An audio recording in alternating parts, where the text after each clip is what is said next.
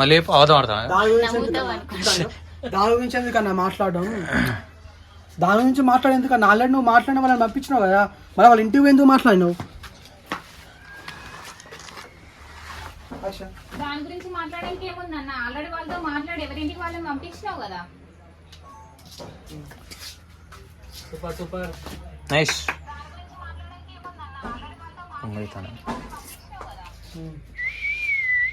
పంపించినా కానీ మరి వీళ్ళు కలిసిన విషయం వాడు మా వాళ్ళకి తెలవాలి కదా, మరి వాళ్ళ ఇంట్లో కూడా ఒక మాట చెప్పాలి కదా. నేను మాట్లాడి పంపించినా కానీ మన ఇంట్లో తెలిసింది, మరి వాళ్ళ ఇంట్లో కూడా తెలవాలి కదా, వాళ్ళు కూడా జాగ్రత్త పడతారు.